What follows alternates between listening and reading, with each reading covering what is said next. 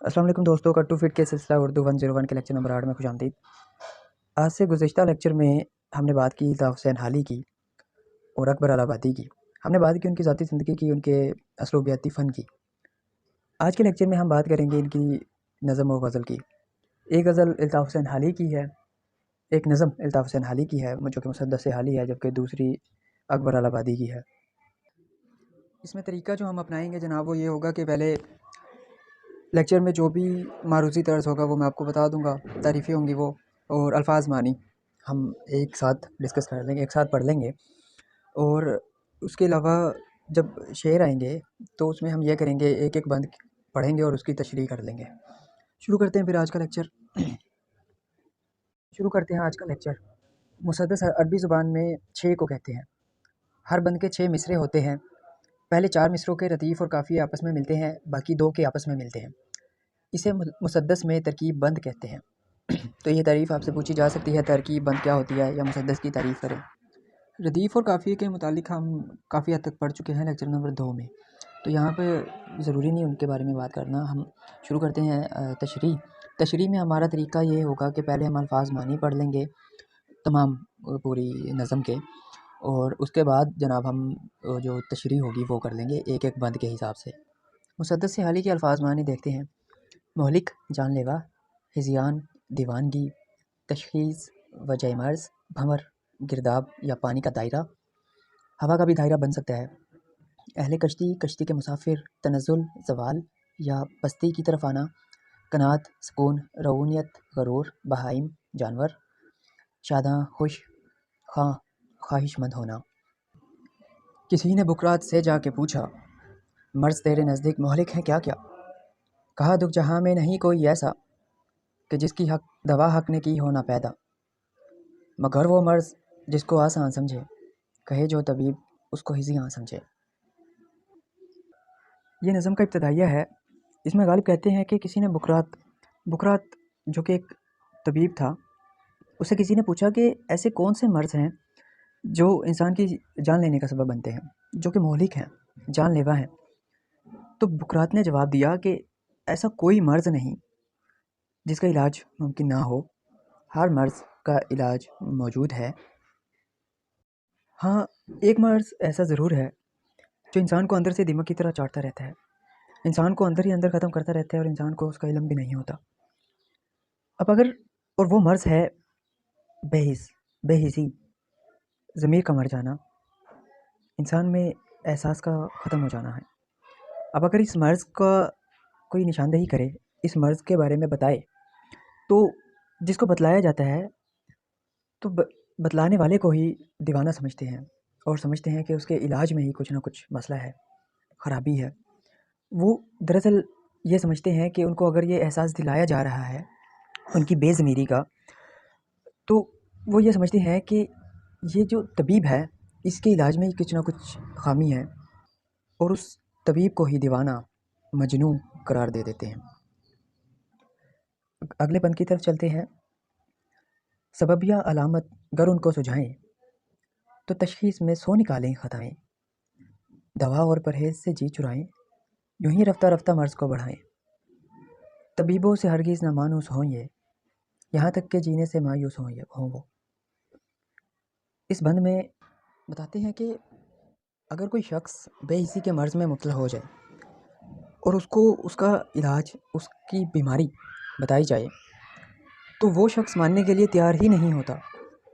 वो ख़ुद को अक़ल कुल तस्लीम करता है और कहता है कि आपके इलाज में किसी किस्म की कोई स्कम मौजूद है, कोई ख़राबी है, कोई कोताही है, कोई कमी मौजूद है। अब वो किसी दानिश्वर की बात मानने के लिए राज़ी नहीं होता और इस मर्ज़ को बढ़ाता जाता है, अपनी बेहिसी के आलम में गर्क होता रहता है।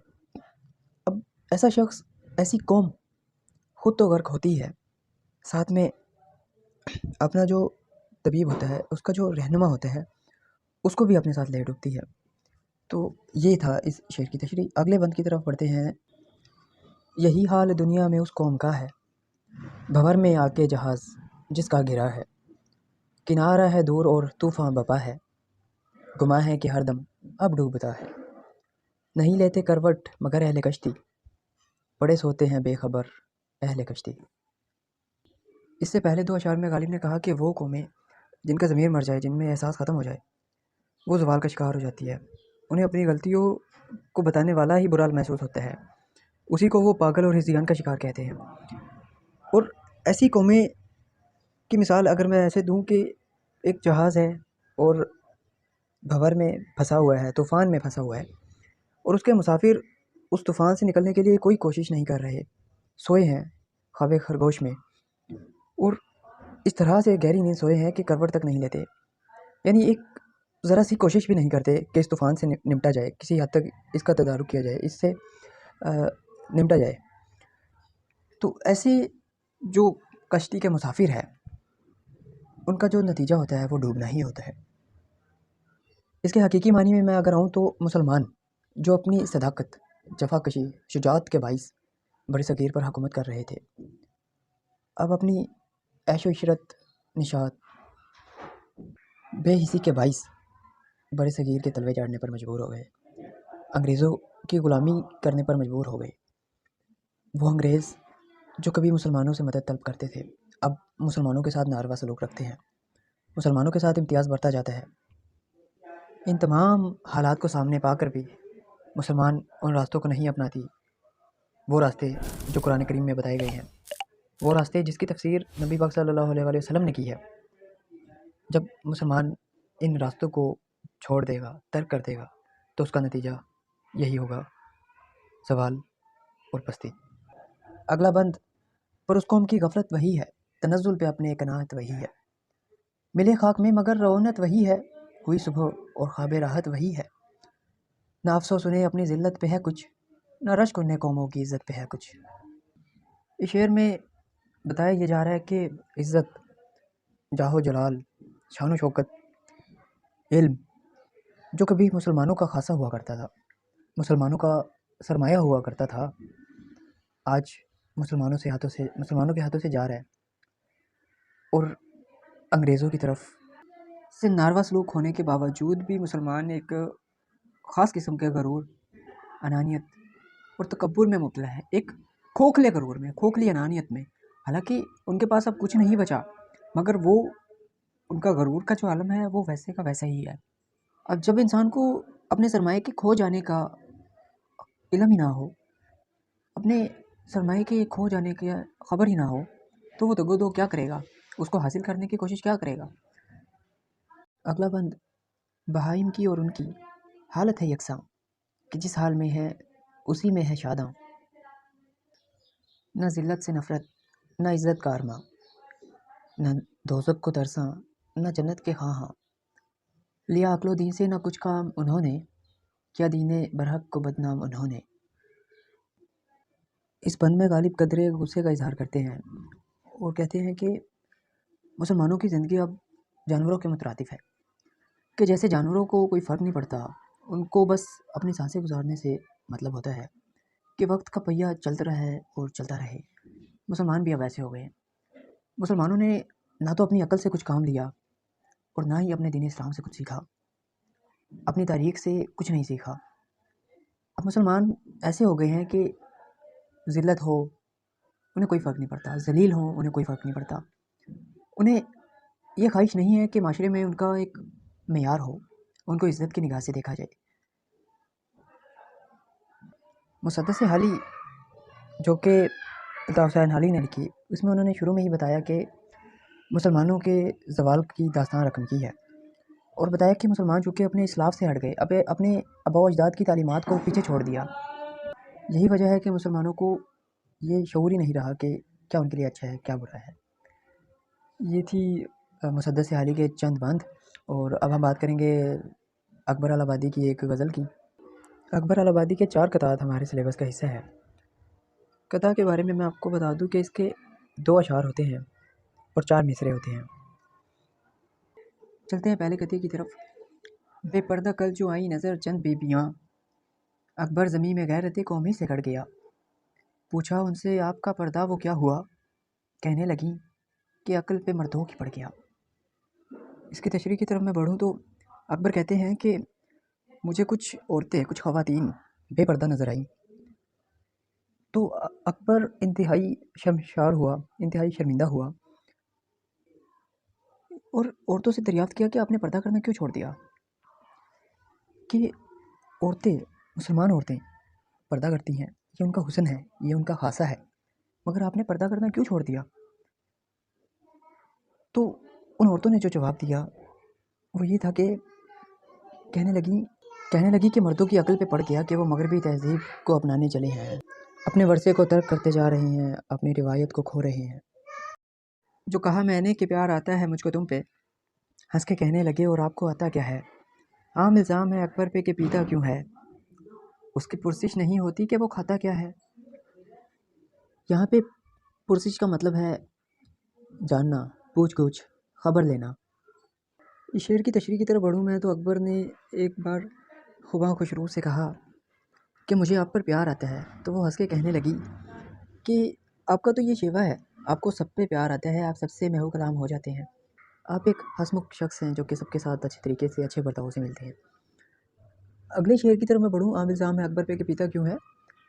اصل شعر یہ ہے، اس میں اکبر کہتے ہیں کہ اس پہ تنقید کی جاتی ہے کہ وہ شراب پیتا ہے، مے کشی کرتا ہے۔ یہ اس پہ تنقید تو ہر شخص کرتا ہے کہ اکبر پیتا ہے، اکبر مے کشی کرتا ہے۔ پینے کے بارے میں تو سب کو خبر ہے، کیا کسی کو اکبر کے کھانے کے بارے میں بھی خبر ہے کہ اکبر کو 2 وقت کی روٹی میسر ہوتی ہے کہ نہیں ہوتی، کہ اکبر بھوکا سوتا ہے یا پیٹ بھر کے سوتا ہے؟ کبھی اکبر کے بارے میں یہ بھی جاننے کی کوشش کی ہے؟ تو اس شعر میں یہ کہنا چاہتے ہیں اور بتا رہے ہیں کہ معاشرے کا یہ ایک اصول ہے کہ وہ جو برائی کا پہلو ہے اس پر زیادہ زور دیتے ہیں۔ اگلے قطعے کی طرف بڑھتے ہیں۔ شیخ اپنے رگ کو کیا کریں، ریشے کو کیا کریں، مذہب کے جھگڑے چھوڑیں تو پیشے کو کیا کریں۔ فرحاد سے کہا مناسب ہے تجھ کو صبر، کہنے لگا بتائیں تیشے کو کیا کریں۔ اس کے الفاظ معنی شیخ صاحب عالم دین، رگو ریشہ انگ انگ، روح رواں رواں۔ فرحاد شری کا محبوب ہے جس نے شری کے عشق میں دودھ کی نہریں نکالی تھیں، اور تیشے ہوتا ہے کسی کھدال، کھودنے کا جو آلہ ہوتا ہے۔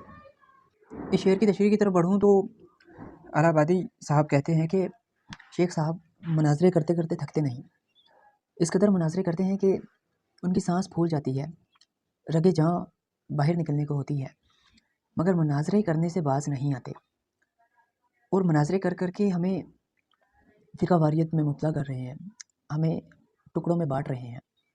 اب مناظرے کرنے سے وہ خود کو روک کیوں نہیں پا رہے؟ کیونکہ یہ ان کا پیشہ ہے۔ اگر وہ مناظرے کرنا چھوڑ دیں گے تو کھائیں گے کہاں سے؟ اس کی مثال وہ کہتے ہیں فرحاد سے دیتے ہیں کہ فرحاد کو کہا کہ صبر کیا جائے، فرحاد نے کہا ٹھیک ہے میں صبر کر لیتا ہوں، لیکن میرا یہ جو پیشہ ہے، یہ جو میرا خدال ہے، یہ مجھے رکنے نہیں دیتا، یہ مجھے کہتا ہے کہ میں اپنے محبوب کی خاطر اس کو مطلب نہریں بہاتا رہوں، نہریں بناتا رہوں، تو میں مشقت کرتا رہوں گا، یہ میرا پیشہ ہے۔ تو اس سے یہ مشابہ انہوں نے تشبیہ دی ہے اور کہا ہے کہ اسی طرح یہی حال ہمارے علماء کرام کا ہے کہ وہ کسی قدر رکتے نہیں، مناظرے کر رکتے نہیں، رکتے اس وجہ سے نہیں کیونکہ یہ ان کا پیشہ ہے۔ اگر یہ مناظرے کرنا چھوڑ دیں گے تو کھائیں گے کہاں سے؟ ان کی دکان بند ہو جائے گی۔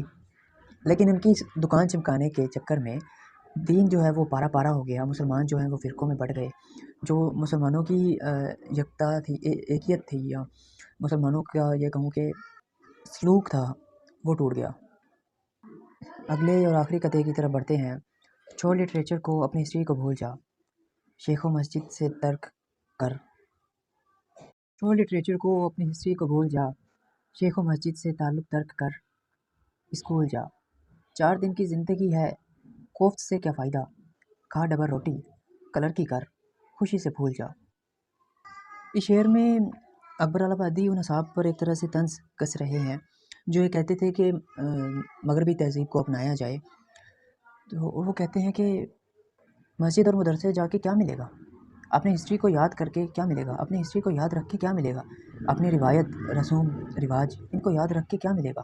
کچھ نہیں ملے گا۔ آپ ڈبل روٹی کھائیں، ڈبل روٹی کھانے سے مراد ہے مغربی تہذیب کو اپنائیں، ڈبل روٹی کھائیں، کلرک کی نوکری کریں اور خوش ہو جائیں۔ مطلب یہ ہے کہ مغربی تہذیب کو اپنائیں اور خوش ہو جائیں، یعنی ہم اپنی روایت کو بھول جائیں، اور کلرک کی نوکری کر کے اسی میں خوش ہو جائیں، اسی پر فخر محسوس کریں۔ تو یہ تھا جناب آج کا لیکچر حالیہ اور اکبر کے حوالے سے۔ اکبر کے ہم نے 4 قطعات پڑھے ہیں۔ اکبر کے قطعات کے الفاظ معنی میں نے اس لیے نہیں بتائے کیونکہ اس میں الفاظ معنی ہے ہی نہیں، کیونکہ الفاظ معنی اکبر کے جو قطعات ہے اور جو شعر ہے وہ انتہائی سہل ہے، بہت آسان ہے، سادہ ہے، ان میں کوئی الفاظ معنی بنتے نہیں، جس میں بنتے ہیں وہ میں نے 2-4 بتا دیے۔ تو یہ تھا جناب لیکچر نمبر 8۔ امید ہے آپ کو پسند آیا ہوگا۔ اگر یہ ویڈیو پسند آئی تو لائک کر دیں، چینل کو سبسکرائب کر دیں۔ ملتے ہیں اگلی ویڈیو میں، تب تک اللہ حافظ۔